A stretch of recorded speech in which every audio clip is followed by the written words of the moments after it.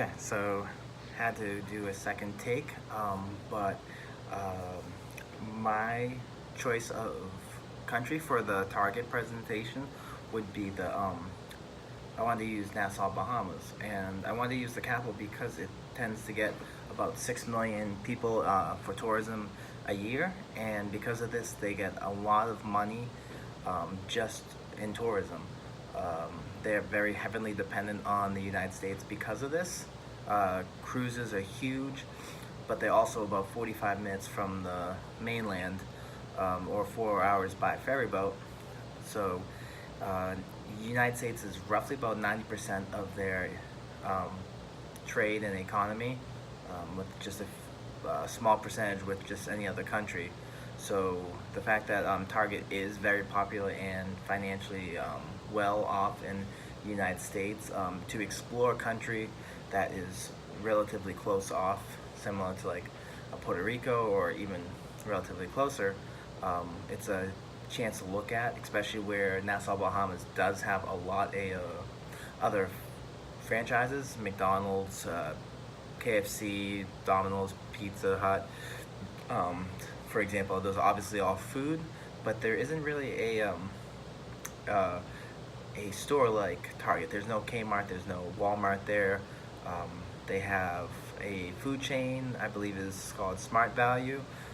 There's about like 6 to 8 locations on the island. That's their go-to grocery store.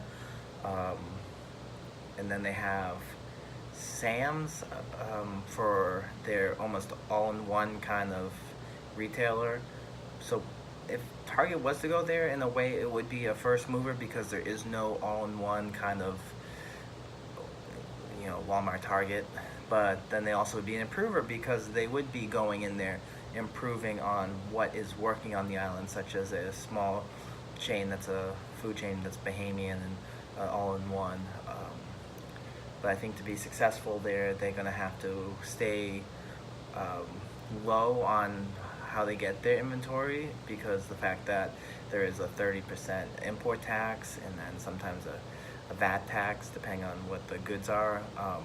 So to make money and be profitable, they're going to have to know how cheap they can get things to still make a profit, because certain things on the island that back home is about $1.50 can be sold for $7 to $7.50 there.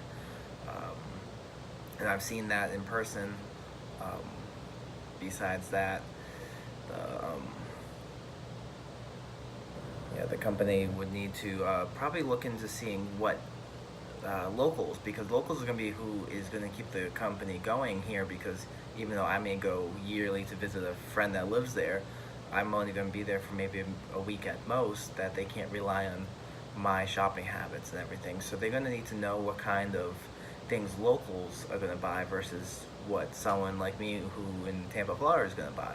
So they need to know their target audience, target customers in this situation, and they're going to have obviously a lot of Bahamians work there.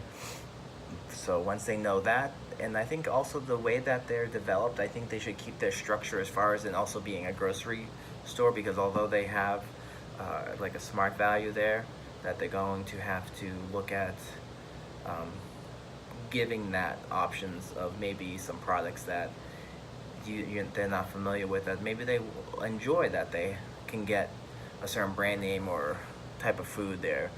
But I think that they should also have everything you could get at a Target back home, within reason that if it's going to be brought over to the Nassau, Bahamas location, if it's going to sell.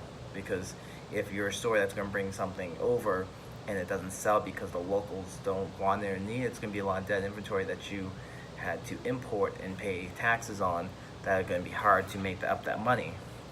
So after that, it could be a good business over there, especially being the only one. And the island's small enough that if there is one, as long as it's still probably a smaller model but still offers everything, that it could be very successful over there. And it's something that'd be interesting to see, because Target is a multinational global company, that something so close, it would be worth trying to see if it could be successful.